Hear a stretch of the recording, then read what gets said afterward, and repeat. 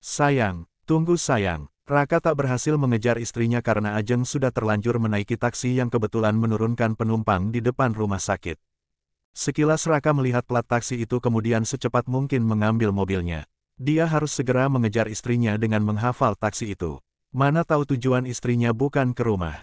Tapi dugaan Raka salah, taksi yang membawa istrinya itu melaju menuju ke rumah. Raka terus mengejar taksi itu dengan perasaan cemas. Raka ingat jika istrinya itu memang wanita rumahan yang tak jarang sekali pergi keluar kalau tidak ada urusan penting.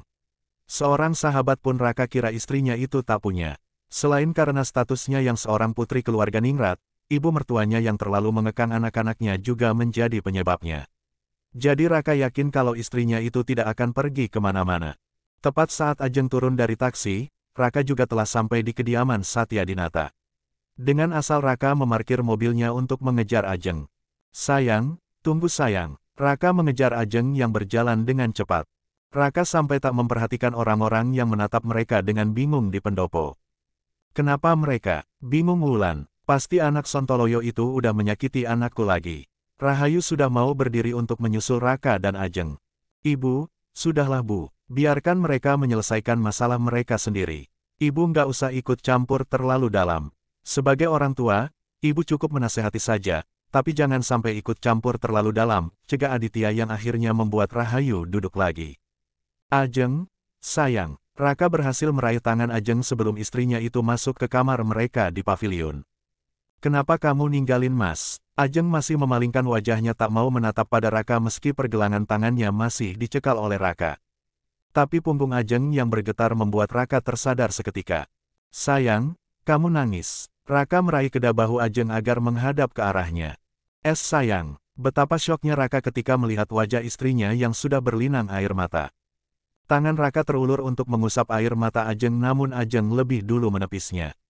Sayang, Mas minta maaf kalau Mas buat kamu sakit hati karena ketemu sama Ratna. Maaf juga kalau ucapan Ratna tadi melukai perasaan Kak. Aku sama sekali nggak terpengaruh sama ucapan wanita itu Mas. Tapi aku kayak gini karena aku menyesal mau menemani kamu ke sana. Niatnya aku ke sana mau menunjukkan sama dia kalau kamu memiliku saat ini walau aku nggak tahu kamu memiliku itu beneran apa enggak. Tapi ternyata justru aku yang malu Mas. Aku malu berhadapan dengannya. Hiks. Ajeng tak bisa menahan isakannya lagi. Dia tak peduli karena menumpahkan air matanya di depan Raka. Pria yang masih dicintainya namun Ajeng begitu membenci perasaan itu sekarang. Aku begitu percaya diri datang ke sana dengan status sebagai istrimu. Tapi aku lupa kalau selama ini dialah pemenangnya. Dia mengingatkan aku kalau dia yang selalu menjadi nomor satu bagimu. Status istri yang aku pikir adalah status paling tinggi di antara kita, tapi nyatanya tak berarti apa-apa.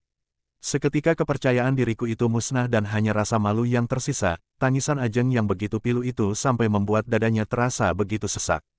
Hatinya begitu sakit karena terkena bumerang yang dia lempar sendiri. Langkah kakinya yang tegas saat memasuki rumah sakit tadi dibalas dengan tangisan saat keluar dari sana. Kalau seperti ini jadinya, lebih baik Ajeng tak akan menunjukkan wajahnya di depan Ratna sampai kapanpun. Bak, jahat kamu Mas. Sebenarnya aku salah apa sama kamu? Kenapa kamu membalas aku dengan cara kayak gini? Hiks. Ajeng memukul-mukul dada Raka untuk meluapkan emosinya. Meski tenaganya sudah tidak ada lagi karena seluruh tubuhnya terasa lemas, tapi Ajeng terus memukul dada Raka dengan sisa tenaganya. Kamu nggak salah apa-apa sayang. Memang aku yang jahat. Aku suami yang jahat buat kamu sayang. Maafkan aku. Pukul aku sepuas kamu. Tumpahkan semua kemarahan kamu sama Mas sayang. Mas menerimanya, Raka sama sekali tak menahan tangan Ajeng yang sedang memukul dadanya meski Raka tak merasakan sakit sedikitpun. Grab, Raka justru meraih tangan Ajeng dan menariknya mendekat. Raka menarik istrinya itu ke dalam dekapannya di saat pukulan Ajeng mulai melemah. Raka mendekap Ajeng dengan erat meski Ajeng mencoba meronta untuk terlepas dari pelukan Raka yang dulu selalu ia rindukan. Maafin Mas sayang, Raka begitu erat memeluk tubuh istrinya. Dia juga menghujani pucuk kepala Ajeng dengan kecupannya. Melihat Ajeng sehancur itu tentu saja membuat Raka ikut hancur. Dialah penyebab semuanya terjadi. Dia yang sudah melukai perasaan Ajeng dengan begitu dalam. Raka sendiri tak bisa menjawab ketika Ajeng bertanya apa salahnya. Di sini mereka berdua adalah korban dari keegoisan dari orang tua mereka. Bukan cuma Raka saja yang menderita dengan perjodohan ini. Tapi kenapa selama ini Raka justru seperti menyalahkan Ajeng atas semua yang terjadi? Kenapa Raka malah melampiaskan kemarahannya itu pada istrinya? Maafkan suamimu yang terlambat menyadari perasaan ini. Rasanya tak pantas Mas bilang kalau Mas mencintai kamu setelah apa yang Mas lalulah sama kamu. Tapi tolong percayalah, Mas benar-benar mencintaimu. Raka mencoba membisikkan sis hatinya pada Ajeng meski susah sekali bagi Ajeng untuk mempercayainya. Nggak apa-apa kalau sekarang kamu belum percaya. Mas akan terus mengucapkannya setiap hari dan setiap saat, sampai kamu lupa kalau kamu membenci suamimu ini. Raka mengusap rambut Ajeng yang kini sudah mulai tenang dalam pelukannya. Mas mencintaimu Ajeng, Mas mencintaimu, istriku, ucapnya lagi. Raka benar-benar ingin mengikis kebencian Ajeng pada dirinya dengan kata-kata ajaib itu. Raka yakin kalau dalam waktu 3 bulan ini dia bisa meraih hati Ajeng kembali. Lepas, Ajeng justru mendorong Raka menjauh. Mungkin dia baru tersadar dengan apa Raka lakukan kepadanya. Sayang, Mas Chu. Ajeng mengangkat tangannya untuk menghentikan ucapan Raka. Aku mau sendiri Mas, tolong tinggalkan aku sendiri dulu. Ajeng berbalik lalu menutup pintu kamarnya dengan sedikit keras. Raka hanya bisa memejamkan matanya saja tanpa bisa mencegah Ajeng. Sepertinya dia memang harus memberikan waktu untuk Ajeng saat ini. Raka melangkah dengan lesu keluar dari pavilion. Dia memilih menuju ke gazebo yang berada di dekat kolam ikan. Dia memberikan waktu untuk Ajeng agar istrinya itu menenangkan diri. Tapi dia lupa kalau dia sendiri butuh waktu untuk merenungi segala kesalahannya. Sejak Raka menerima surat cerai itu, Raka hanya terus berusaha mengejar Ajeng kembali tanpa memberikan dirinya sendiri waktu untuk merenungkan semuanya. Raka mendudukkan dirinya di pinggir kolam. Tempat itu memang paling cocok untuk menepi seorang diri. Suasananya tenang meski ada banyak orang tinggal di kediaman itu. Aku memang bodoh karena baru menyadari perasaanku sekarang. Plung, Raka melempar kerikil ke dalam kolam ikan hingga membuat ikan-ikan di dalam sana berenang tak tenang akibat ulahnya. Kalau aku jadi Ajeng, aku pasti akan melakukan hal yang sama. Mungkin aku malah akan langsung mengakhiri pernikahan ini tanpa harus menunggu 3 bulan. Atau mungkin sudah bertahun-tahun lalu aku meminta cerai. Tapi kenapa Ajeng bisa bertahan selama ini? Karena dia mencintaimu. Raka tersentak karena kedatangan adik iparnya. Aditya adalah orang yang baru saja menyahut pertanyaan yang seharusnya ia tujukan untuk dirinya sendiri. Adit, Raka mendongak menatap Aditya berdiri di sampingnya. Aku udah tahu kalau hubungan kalian gak baik-baik aja sejak acara akikah anaknya Mbak Sekar waktu itu, ucap Adit tanpa menatap kakak iparnya. Dia juga mulai duduk di sisi Raka. Dia juga ikut melempar batu ke dalam kolam seperti yang Raka lakukan tadi. Apa Dit? Aku nggak sengaja lihat Mbak Ajeng nangis di sini sendirian. Saat itu Mbak Ajeng masih mencoba menyembunyikan semuanya. Sampai akhirnya Mbak Ajeng mau cerita setelah aku mendesaknya. Waktu itu kamu nggak ada di acara itu sampai selesai karena kamu pergi menemui wanita itu kan Mas? Kali ini Aditya menatap Raka dengan tajam. Mungkin semua orang bisa Mbak Ajeng bohongi tapi kalau aku nggak bisa. Dari situ akhirnya Mbak Ajeng cerita semuanya. Tetapi kalau kamu udah tahu, kenapa kamu diam aja Dit? Terus aku harus gimana Mas? Memukulimu sampai mati begitu. Raka menelan ludahnya dengan kasar saat melihat mata Aditya mengkilap menatap dirinya. Aku bisa saja melakukan semua itu. Nggak peduli kalau aku harus masuk penjara. Tapi Mbak Ajeng yang menahannya. Mbak Ajeng sampai mohon-mohon untuk tidak menyentuhmu sama sekali. Dia tidak ingin semuanya menjadi kacau, baik keluargaku, keluargamu, reputasi kalian juga pernikahan kalian. Dia masih mau melindungimu walau hatinya tersakiti. Dia melakukan itu semua karena dia mencintaimu Mas. Dia mencintaimu. Aditya mulai berapi-api sampai mencengkeram kerah ke meja Raka. Sebelum kamu bilang bodoh pada dirimu sendiri, sudah ada yang lebih bodoh lagi, yaitu mbakku sendiri Mas. Asal kamu tahu itu. Biur, Aditya yang gelap mata karena sudah tak bisa menahan kemarahannya selama ini akhirnya mendorong Raka ke dalam kolam. Raka yang sudah basah kuyup malah tak langsung berdiri dari kolam yang sebatas lututnya itu. Dia juga tak menunjukkan perlawanan pada Aditya sama sekali. Dia hanya bersimpuh di dalam kolam itu dengan kepala yang menunduk. Dia benar-benar tertampar dengan ucapan Aditya. Biur, Aditya ikut masuk ke dalam kolam ikan itu. Dia menarik kembali kerah ke meja Raka hingga membuat pria itu berdiri. Selama ini aku diam karena aku menghargai Mbak Ajeng. Dia selalu meyakinkanku kalau suatu saat kamu akan berubah dan melihat cintanya yang begitu besar kepadamu Mas.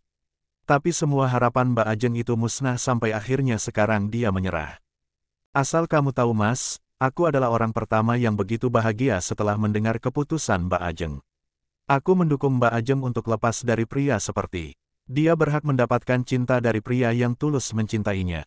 Tapi aku juga tulus mencintainya Dit. Bak, biur. Kepalan tangan Aditya mendarat di pipi kiri Raka sampai pria itu kembali terjatuh ke dalam air.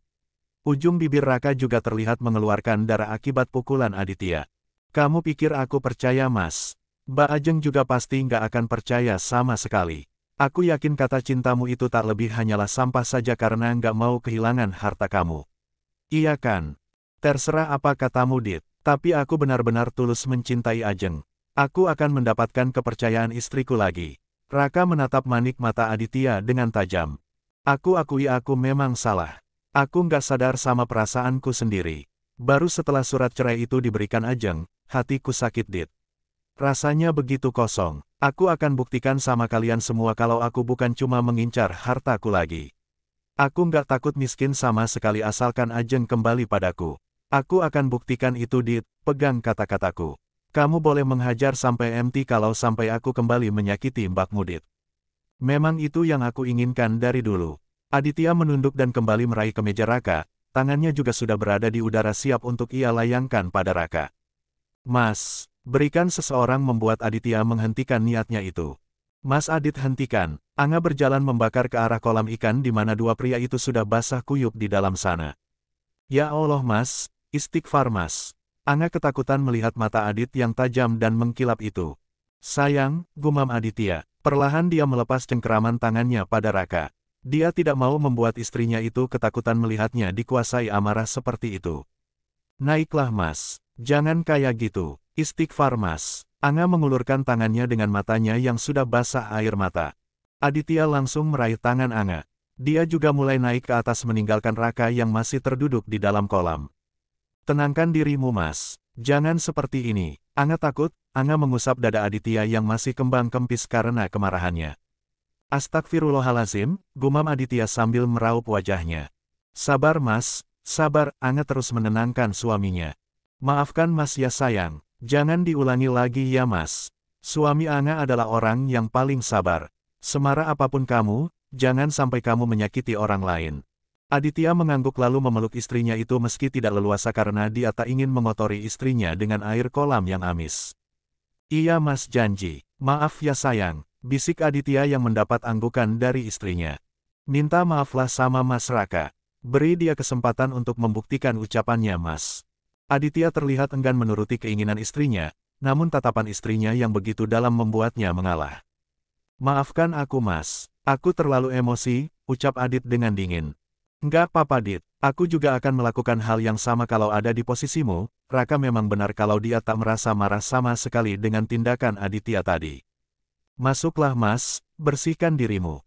Aku yakin Mbak Ajeng gak akan tega lihat keadaan kamu kayak gini. Walau Mbak Ajeng lagi marah, tapi aku yakin kalau jauh di dalam lubuk hatinya dia pasti mengkhawatirkanmu.